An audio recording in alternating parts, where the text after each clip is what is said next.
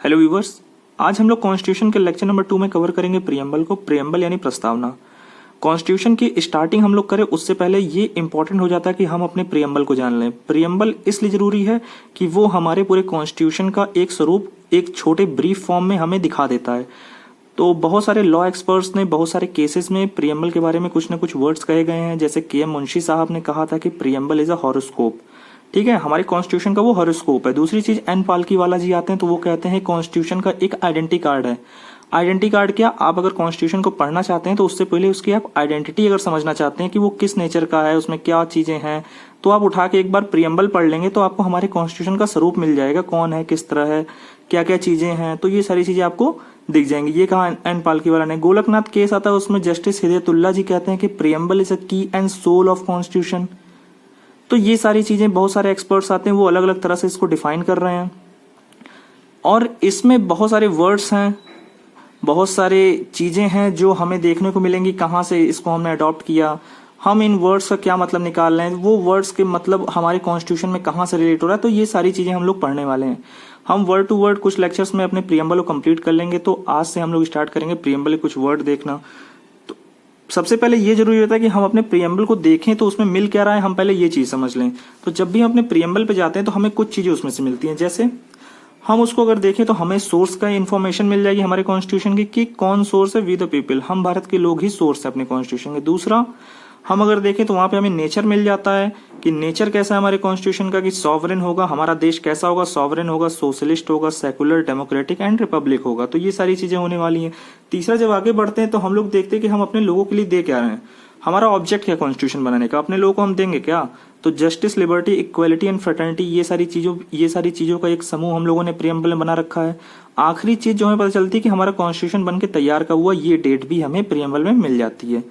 तो ये सारी चीजें रहेंगी। तो हम वर्ड टू वर्ड जो है कुछ वर्ड्स को आज के लेक्चर में कवर करेंगे और आगे के आने वाले लेक्चर्स में धीरे धीरे सबको कवर करते चलेंगे। तो इसमें हम लोग स्टार्ट करें इससे पहले ये समझ लें कि प्रियम्बल जो हमारे कॉन्स्टिट्यूशन में जुड़ा हुआ है वो कॉन्सेप्ट हम लोगों ने यूएस के कॉन्स्टिट्यूशन से उठाया था। अब डायरेक्टली चलते हैं टर्म्स के ऊपर। सबसे पहला टर्म जो दिखता है हमें, सबसे पहला शब्द जो हमें दिखता है, वी द पीपल, हम भारत के लोग। तो ये रिप्रेजेंट करता है कहीं ना कहीं कि हमारे भारत कॉन्स्टिट्यूशन के पीछे सोर्स कौन है, उसको बनाया किसने, तो हम भारत के लोगों ने बनाया। तो पहली बात तो यही खत्म हो जाती है कि मेन सोर्स कौन हमें निकल के आ रहा है हमारे कॉन्स्टिट्यूशन का, वो है हम भारत के लोग। जैसे इसको समझते हैं, इसमें लिखा है पीपल ऑफ इंडिया। अब क्योंकि सारे लोग तो थे नहीं, सारे लोग तो वहां कॉन्स्टिट्यूएंट असेंबली में जाके बैठे नहीं थे, बट हमारे रिप्रेजेंटेटिव कर रहे थे कुछ लोग। ठीक है, वहां पे वो लोग जब बैठ कॉन्स्टिट्यूशन बनाते हैं तो इसलिए कहा जाता है कि हम भारत के लोग ही जिनके पास पूरी शक्ति थी उस कॉन्स्टिट्यूशन को बनाने की। तो हमने कॉन्स्टिट्यूशन को बना के हमने अपने सारे अधिकार कॉन्स्टिट्यूशन में दे दिए। अब कॉन्स्टिट्यूशन के इस दिन तक हम लोग जो है सॉवरेन थे, हमारे पास सारी पावर थी। इस दिन के बाद हमने अपनी सारी पावर दी थी कॉन्स्टिट्यूशन को, और इसके बाद हम लोग अब सारी सुप्रीम, हमारे देश में अब कोई सुप्रीम है तो वो कौन है, वो कॉन्स्टिट्यूशन हो जाता है। तो अगर बात आती है कि सॉवरेन कौन है, सॉवरेंटी को भी लेके काफी क्वेश्चन उठता है। जैसे कि सॉवरेन लोग कहते हैं कि पीपल ऑफ इंडिया है, हाँ ये बात सच है कि people of India he sovereign है, बट जिस दिन से हमने ये सारी चीजें अब जो कॉन्स्टिट्यूशन में दे दी, तो जब अब बात आएगी लीगैलिटी की, तो legal sovereignty Kesavananda Bharati case में कहा गया था कि अगर लीगल सॉवरेनिटी की बात आएगी तो वो हमारा कॉन्स्टिट्यूशन में निहित है कि लीगल सॉवरेनिटी कहाँ है, हमारे कॉन्स्टिट्यूशन में। तो इसीलिए सॉवरेन तो पीपल हैं क्योंकि उन्होंने सारे अधिकार कॉन्स्टिट्यूशन खुद से दिए हैं। तो इसलिए we the people of India जो हो जाते हैं सोर्स, मेन सोर्स कौन है, we the people of India. उसके बाद बात आती है सॉवरेनिटी की। सॉवरेनिटी का मतलब होता है संप्रभुता। संप्रभुता का मतलब दो चीज से आप समझिए कि अब हम लोग ना तो किसी की कॉलोनी है, ना किसी कॉलोनी के अंडर है, ना अब हमारे ऊपर कोई भी डोमिनियन स्टेटस है। अब सबसे पहले ये जरूरी होता है कि हम इन दोनों टर्म्स को समझ लें। कॉलोनी का मतलब और डोमिनियन का मतलब बहुत सारे लोगों को लगता है पता होगा, बट क्लियरली यहाँ पे कुछ चीजें उनको नहीं पता होंगी। जैसे कॉलोनी का मतलब अगर हम लोग देखें तो आपने जब स्टार्ट किया था, आप जब हिस्टोरिकल बैकग्राउंड पढ़ेंगे तो वहां पे आपको कई सारे लॉज दिखेंगे। जो भी अंग्रेज थे, अंग्रेजों ने कभी भी हम पे डायरेक्टली हुकूमत नहीं की, वो कुछ भी करते थे तो हमारे ऊपर रूल रेगुलेशन बनाते। जैसे 1773 का उन्होंने रेगुलेशन एक्ट बनाया, वहीं से उनके चार्टर एक्ट बनना स्टार्ट होते हैं। उसके बाद उनका पिट्स इंडिया एक्ट आता है, ठीक है, पिट्स इंडिया एक्ट, फिर चार्टर एक्ट आता है 1793 का, फिर उसके बाद आता है 1813 का, फिर उसके बाद आता है 1833 का। तो ये सारे क्या कर रहे हैं, वो सब लॉ पास करके हमारे ऊपर एक तरह से हमें बाउंड करते थे।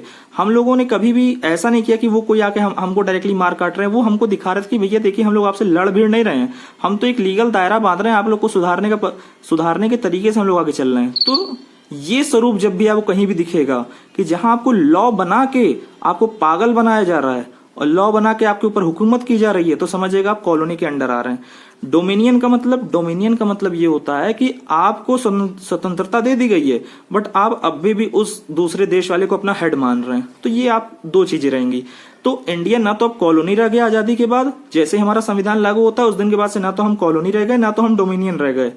इन दोनों स्टेटस के हटने के बाद अब हम क्या हो गए, इंडिपेंडेंट। अब ये इंडिपेंडेंट का क्या मतलब हुआ, इंडिपेंडेंट का मतलब हो कि अब आपके इंटरनल और एक्सटर्नल सारे जो भी आपके काम होंगे, जो भी रूल रेगुलेशन कुछ भी करना होगा, अब आप ही लोग देखेंगे। इंटरनल आपके देश की गवर्नमेंट देखेगी, देश के लोग ही वो सब कुछ करेंगे। इंटरनल मैटर और एक्सटर्नल मैटर दोनों के लिए रिस्पॉन्सिबल आपके लोग खुद होंगे। आपका कोई भी ऊपर से किसी का जो है फोर्स नहीं होगा, किसी भी अदर कंट्री के अंडर आप वर्क नहीं करेंगे, किसी भी दूसरी कंट्री का आपके ऊपर रूल रेगुलेशन नहीं चलेगा। आप अपने आप में खुद का कंट्रोल खुद से करेंगे। दूसरी चीज, आप अपनी लैंड किसी को दे सकते हैं, आप दूसरे की लैंड एक्वायर कर सकते हैं। तो ये सारी फीचर होते हैं किसी भी सॉवरेन नेशन के। तो आज के लेक्चर में हम लोग इतनी चीजें रखते हैं। आगे जो आने वाले लेक्चर होंगे उनमें हम कवर करने की कोशिश करेंगे ज्यादा से ज्यादा टर्म्स को, कि जल्दी से हमारा प्रीएम्बल का लेक्चर खत्म हो।